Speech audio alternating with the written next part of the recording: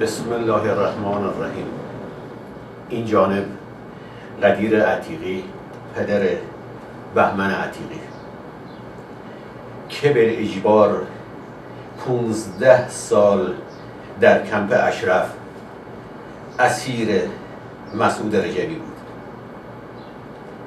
عرایزم خطاب به کمیته رسیدگی اسرای کمپ اشرف در عراق و مسئولین قضایی عراق و حقوق بین الملل و صلیب سرخ و حقوق بشر در عراق و تمام کشورهای دنیا است. 15 سال قبل در سال 1376 فرزندم به نام بهمن عتیقی توسط افراد مسعود رجوی به جهت کار در کشورهای اروپایی با فریب ربوده شد و برای تهیه ویزا به کمپ اشرف در عراق برده شد، ولی هیچ وقت برای او ویزا تهیه نشد. وی را مجبور نمودند که 15 سال در آنجا بماند. در طول مدت این 15 سال او از یک نامه و یا یک تلفن به خانوادهش محروم بود.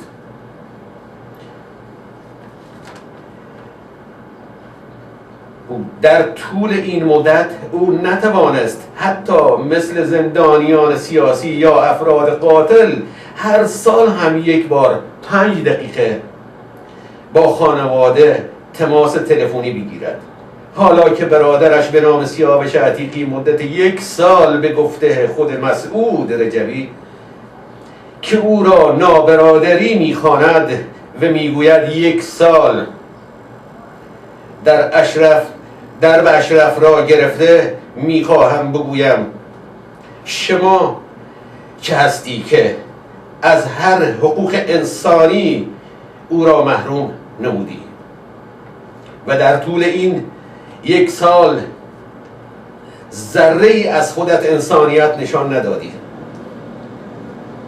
نشان ندادی و برای 5 دقیقه از 20 متری بهمن را نشان به برادر ندادی.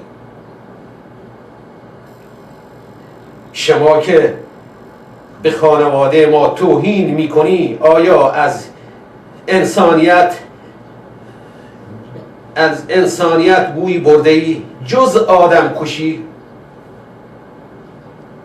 خداوند تو را لعنت کند که جوان مظلوم ما را 15 سال با بدترین شرایط در کمپ نگهداری کردی بودی که به قول خودت برادرش جهت دیدار با او آمده بود. از پشت به بهمن ضربه زدی و او را کشتی. آیا من که پدر بهمن هستم هیچ حقی نداشتم که در مورد او اظهار نظر هم؟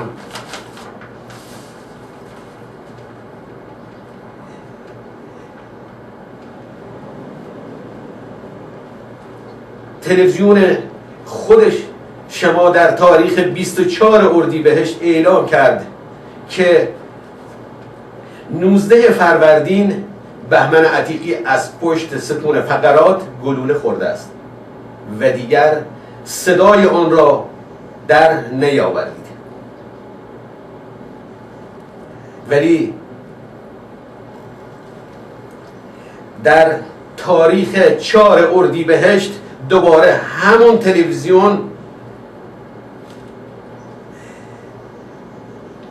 تلویزیون اعلام کرد که بهمن در بیمارستان است.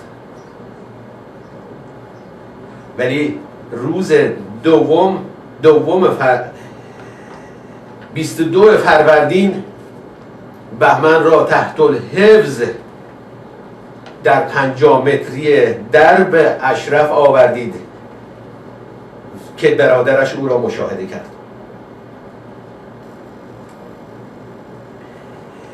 بعد از 15 روز حالا میگویند که بهمن توسط نیروهای عراقی به ستون فقراتش گلوله خورده بود و او را اسیر کردند و او را با خود بردند به جهت جراحت وارده زیاد او را به بیمارستان وقوبه انتقال دادند و بعد از چند عمل او جان خود را از دست داد.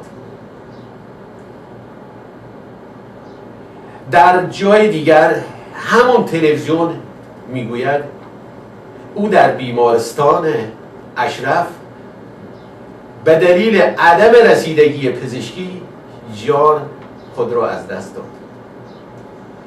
حرفای آنها با هم تناقض دارد و هیچ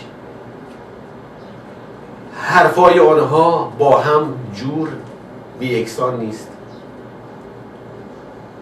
میخواهم بگویم به عنوان یک پدر،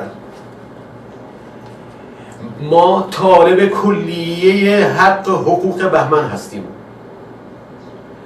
ما طالب رسیدگی به پرونده بهمن هستیم. ما میخواهیم اگر واقعیت داشته باشد و جسدی از بهمن وجود داشته باشد کالبد شکافی گردد تا مشخص شود که چه کسی این جنایت را انجام داده. غیر از خودشان هیچ کس این کار را نکرده.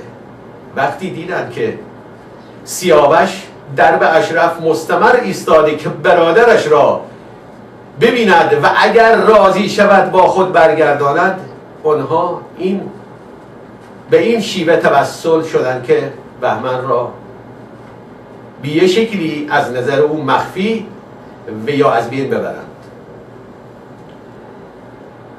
این جانب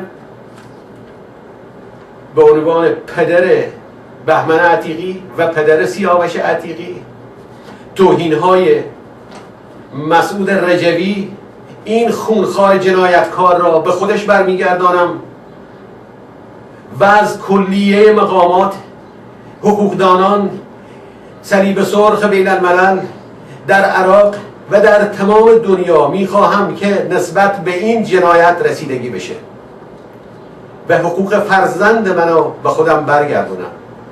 سیاوش از طرف این جانب وکیل است که کلیه پرونده های بهمن را دنبال کند و از نظر این جانب هیچ مشکلی ندارد. من در آخر میخواهم بگویم که چه زنده و چه مرده بهمن میخواهم به ایران برگردد. من الله توفیق و السلام.